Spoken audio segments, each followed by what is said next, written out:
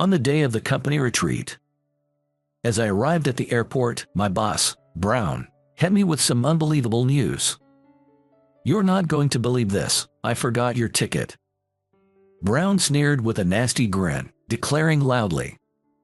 At his words, the other Ivy League-educated employees around us burst into raucous laughter. I had endured Brown's petty harassments before, but to face such malice during a company event like the retreat was too much. Reaching my breaking point, I decided to confront the accumulated anger. "Since my flight ticket wasn't arranged, I'm canceling my trip." All Brown and his group did was laugh uproariously at my words.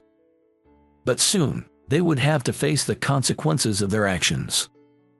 My name is Sam Smith. I'm a 38-year-old who works for a building maintenance company. I joined this company 5 years ago and have been doing well in my job since then. The company has been established for 50 years and has a rich track record. Our company, a mid-sized business, takes on everything from office buildings and luxury resort hotels to large-scale commercial complexes. We pride ourselves on our sophisticated cleaning techniques and manners, honed in upscale resort hotels.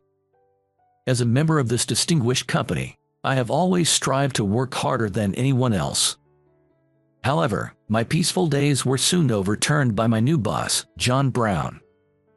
Despite being younger than me at 35, Brown is an elite employee who graduated from a prestigious university and already holds the title of department head. Yet, for some reason, I found myself subjected to his daily harassment. "Isn't it irresponsible to be hopping from job to job? What exactly did you do to get kicked out of your previous company?" Brown, who values job titles highly, was merciless in his terrible attitude towards me, despite being younger and holding a lower position. It wasn't just Brown who looked down on me as a third-rate university graduate. His followers did the same. His subordinates, who graduated from universities as renowned as his, also ridiculed me similarly. Brown would dump a massive amount of work on me just before quitting time and fail to inform me about changes to meeting schedules, executing these petty harassments daily. Yet, there's a reason why I continued to show up for work and didn't quit the company. One reason is my grandmother. "I'm sorry for being a burden on you." That's not true. Who else has raised me up to now if not you, Grandma? I live with my grandmother, who is my only family member. My parents died in an accident when I was a child, and I was raised by my grandparents. My grandparents were the ones who took care of me when I was still in elementary school and ensured I could go on to college. Just as I started living alone and thought I could finally repay them for their kindness, my grandfather passed away due to illness. That's when I decided to move in with my grandmother, who was left alone, and returned to the nostalgic home of my grandparents. During the few years I was away, my grandmother's knees had deteriorated significantly, making it difficult for her to move around. I relied on a caregiver during the day and tried my best to manage life with my grandmother, keeping in touch throughout. I couldn't quit my job, so inevitably, there were times when my grandmother had to be alone.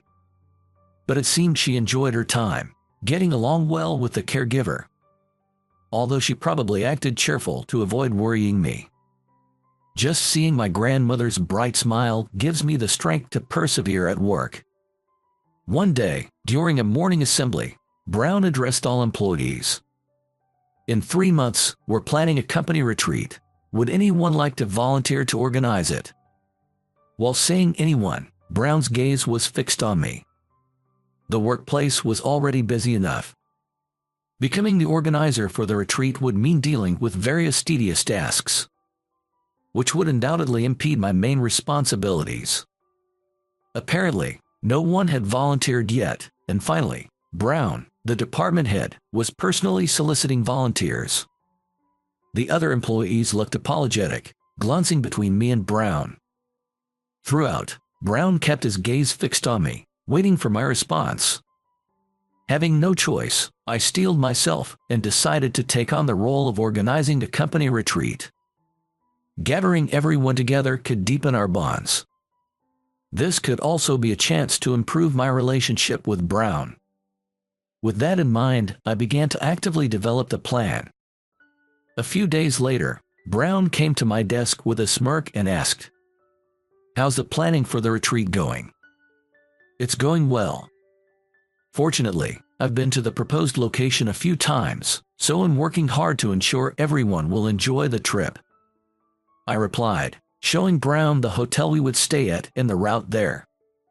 However, Brown frowned displeasedly at my answer. "You've been there before. That area is a famous vacation spot, and this is a luxury hotel, isn't it?"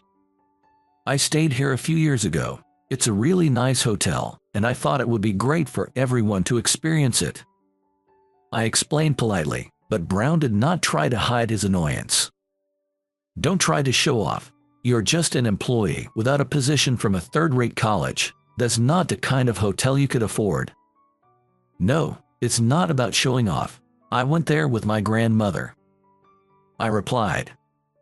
Brown's condescending attitude really infuriates me, but I carefully repeat my explanation. However, far from being convinced, Brown began to laugh upon hearing my answer. "Are you saying your grandma took you there? With your salary as a perpetual entry-level employee due to your job hopping, you couldn't afford such a luxury hotel." Brown ridicules me based on his own assumptions, without any intent to understand the reasons behind my job changes. I believe a person's worth isn't solely determined by career advancement, but since Brown is my boss, I hesitated to talk back. After being teased relentlessly, I finally managed to get back to work, but my mood was far from good. "I'm home. Are you okay? You seem a bit down." Upon returning home in a sour mood, my grandmother greeted me with her usual smile. However, she seemed worried seeing my gloomy demeanor. The things Brown said were part of the reason I felt down. But I was also struggling with how to tell my grandmother about the company retreat. Participating in the retreat would mean leaving her alone at home. I could arrange for a caregiver during the day, but I had always taken care of her at night. If I were to leave, I'd need to find someone to take my place. In a normal family, I might ask other relatives for help, but it's just my grandmother and me. We have no other family. I usually try not to think about it, but in emergencies like these, the reality of having no one to rely on weighs heavily on me. Actually, the company has planned a trip. "That's wonderful. Have a great time." My grandmother said it so casually that I was taken aback. Then, sensing my worry, she laughed lightly and continued, "Don't worry about me. I don't have any relatives, but I get along well with Mrs. White next door, don't I?" "Grandma." Her casual words reassured me, and I felt a wave of relief. "So don't worry about me. Just go and enjoy the retreat. Mrs. White is a slightly younger lady who frequents our house, and they are good friends. It seems my grandmother might even stay over at her place on the day." "Thank you, Grandma."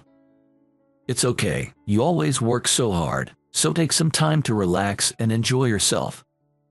Thanks to my grandmother, I felt much more at ease and spent the night chatting happily with her about the retreat. Later, my planning went smoothly, and it was settled that we would stay at the upscale hotel I recommended for 2 nights and 3 days. We're also planning to visit local tourist spots, and I've arranged a retreat rich in quality and volume to reward our employees for their constant hard work. Seeing the employees' eyes light up as they looked through the materials I distributed made me feel that all my efforts were worthwhile. Being able to contribute to the company through this trip I organized was an immense honor. At that moment, the executive vice president, who was at the office, called me over. "Good job on arranging the retreat. Have you also handled the flight tickets? It would be a mess if you got so caught up in planning that you forgot to buy the return tickets." "Yes, I've already booked the flight tickets and hotel reservations for all employees attending the retreat," I said, showing him the confirmation email. "But it looks like the count is off. Aren't we missing one ticket?" What? I purchased tickets for all the attendees. I'll check right away. I quickly turned back to my computer screen to review the purchase history. As I checked each name against the documents, I realized something and my face turned red. I'm sorry, I forgot to book my own flight ticket. At my response, the executive vice president burst out laughing. The other employees, who had been concerned, also started laughing heartily. You worked so hard on the plan and forgot to count yourself. It's commendable to prioritize the other employees. But make sure you include yourself too. Teased by the executive vice president, the office erupted in warm laughter. However, not everyone was smiling. It was Brown and his followers, the employees who graduated from prestigious universities. Hey, watch it. It's a good thing the executive noticed, or your mistake could have caused chaos on the day. You're right, I'm sorry. As I hung my head in front of Brown, the executive interceded. Now, give him a break, Director Brown. It's good that we noticed it beforehand. Brown grimaced, but the executive continued. Now that the reservations are complete. Next, we need to purchase the tickets, and I'm thinking of asking Director Brown to handle it. How about that? Asked directly by the executive, Brown, still looking displeased, reluctantly nodded his head. Brown practically snatched the reservation documents from me and quickly left the office. At that moment, I had a bad feeling, but I shook my head vigorously to dismiss the ominous thought. I couldn't imagine. Not even Brown would sabotage a company event like the retreat, or so I thought. But that was a lapse on my part, as I would later learn the hard way. On the day of the retreat, with my suitcase packed tightly, I said goodbye to my grandmother. Take care and enjoy the retreat, she told me. Thank you, Grandma, Mrs. White. Please take good care of her. I said, bowing gratefully to Mrs. White, who had kindly agreed to look after my grandmother. Then, I hurried off to the airport, eager to ensure everyone enjoyed the retreat I had planned. Thinking about relaxing and having fun myself over the next 3 days lifted my spirits. When I arrived at the airport by taxi, several colleagues were already there. Manager Brown is handing out the plane tickets. You should go get yours too, Smith, one advised. Thanks, I will. I replied and started looking for Brown. I spotted him a short distance away, laughing and chatting merrily with his group of prestigious university graduate followers. As I approached, they noticed me and abruptly stopped talking. Good morning, Manager Brown. May I have my plane ticket as well? I asked. Their stares were piercing as they looked at me. I was wondering what everyone suddenly fell silent when I heard something unbelievable next. Plane tickets, sorry, I forgot yours. Brown said with a sneering grin, loudly enough for everyone to hear. At his words, the other employees from prestigious universities burst into laughter, some even tearing up from laughing too hard. Brown joined in, doubling over with laughter. That's hilarious. Sorry, I just forgot to buy it. But you weren't on the reservation list anyway, so you weren't looking forward to the trip, right? No big deal then. Brown tried to justify himself by blaming my mistake, acting as if he did nothing wrong. But seeing his unremorseful demeanor, it was clear to me he had intentionally not purchased my ticket from the start. To think a supervisor would go this far in harassing someone during a company event. I was beyond shocked. I felt an indescribable rage. I had endured Brown's petty harassment before, but it seemed I had reached my breaking point without realizing it. Faced with his continued malice, I finally unleashed my pent-up anger. Understood. Since you haven't arranged a ticket for me, I'm canceling the trip, I declared. Cancel, don't be childish. The retreat starts today, you know. Just buy a ticket at the counter if you need to. Brown said arrogantly, crossing his arms, but I glared back, filled with anger. Despite the company paying for the tickets, who would really go out of their way to buy one at their own expense? Even if I bought a ticket now and got on the plane, the retreat would still continue after today. Given what's happened just on the first day, Brown and his cronies will undoubtedly keep harassing me during the trip.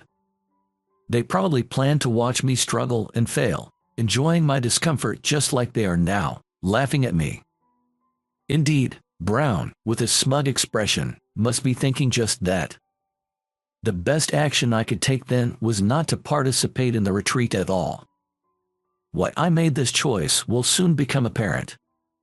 I hadn't given up on fighting back against Brown. Rather, I was feigning resignation to catch him off guard. I do not intend to purchase a ticket on the day to join the retreat. Now that I realize how much Director Brown and his team despise me, I think it's best I step back entirely, I declared calmly. Brown and his group stared at me, dumbfounded. They probably expected me to panic and desperately try to join the trip. I thought you were looking forward to the retreat, but you seem okay with missing it. But don't worry, we'll make sure to enjoy ourselves on your behalf. Brown taunted. At Brown's words, his previously stunned cronies burst into laughter as if revived. Why don't you just go home quietly and take care of your precious grandma while we're enjoying the trip? Maybe you should just switch to a career in caregiving. Brown mocked, triggering another uproar of laughter. The noise of grown adults laughing uproariously was so disruptive that other passengers at the airport frowned and looked our way. Yet Brown and his group, seemingly oblivious to the annoyed glances, didn't stop their laughter. Embarrassed by their disgraceful behavior, I couldn't stand to stay another second. Since the executive vice president hasn't arrived yet, please inform him that I've canceled, excuse me, I said. What a shame, get going then, Brown called out, laughing again with his group as I left the airport. Pulling my suitcase, I returned home, dropped off my luggage, and then went to visit Mrs. White next door. She was quite surprised to see me back so soon and looked concerned. What, weren't you supposed to be heading to the retreat? Well, I felt unwell and had to come back, I explained. As soon as I mentioned feeling sick, Mrs. White became very worried. That's terrible, you should lie down right away, she said, showing genuine concern. My grandmother was equally concerned about my health. Oh dear, that's awful. Should I prepare something easy to digest? Can you eat some rice porridge? She asked, starting to prepare to nurse me back to health. Being worried over by my grandmother and Mrs. White, I felt the tension easing from my heart. Thinking about these kind people around me made the harsh treatment from the director fade away. But that's exactly why I couldn't bring myself to tell them that I wasn't really ill. I didn't want to confess in front of my grandmother that I had returned because I couldn't endure the harassment from my boss, Director Brown. But the biggest reason was that I didn't want to cause him any unnecessary worry. Suddenly, I checked my watch. It was about time for the retreat group to be arriving at the hotel. I wondered what Brown and the others were up to now. Thinking this, I walked home with my grandmother. And while hidden from the concerned eyes of my grandmother and Mrs. White, I secretly smiled. The thought of what Brown might be doing right now naturally brought a smile to my face. The rest of the story I learned later from a colleague. Shortly after I returned home, the executive vice president arrived at the airport and looked around, asking, "What happened to Smith? Why isn't he joining the retreat?" Brown, pretending to be clueless, replied nonchalantly, "Smith said he suddenly felt ill and went home. It's such a shame, he was looking forward to it so much. I hope he's okay, but now everyone is here." The executive vice president conducted a head count and then, following his instructions, everyone boarded the plane one after another. The plane arrived at the destination as scheduled. After enjoying a tour of the tourist spots, it was finally time to move to the upscale hotel. Overwhelmed by the grandeur of the building, the employees looked up at the hotel in awe. Having enjoyed the attractions during the day, their anticipation for the luxurious accommodations only grew. This upscale hotel was booked by Smith. If we mention his name, things should go smoothly. the executive vice president said, and took Brown with him to the reception. When Brown announced the company name, the front desk clerk paused thoughtfully before looking up. "We'll need to verify the reservation. If any of you have a membership card, please present it," the clerk requested. "Membership card? What are you talking about?" The executive vice president and Brown were puzzled. "The hotel accepts reservations from members only. If you are a group, as long as a group leader presents a membership card, everyone can stay," the clerk explained. "The person who made the reservation fell ill and isn't participating. It was booked under the name Smith. The rooms should be prepared," Brown asserted, presenting the accommodation tickets I had prepared at the front desk.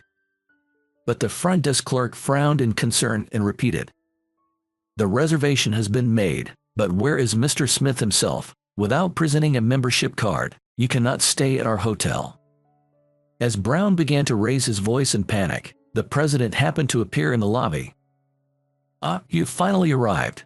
I came ahead of everyone. Relax and unwind from the day's fatigue at this hotel," said the president. "But we've made the reservation. Yet they say we can't stay without a membership card," the executive vice president quickly explained the situation.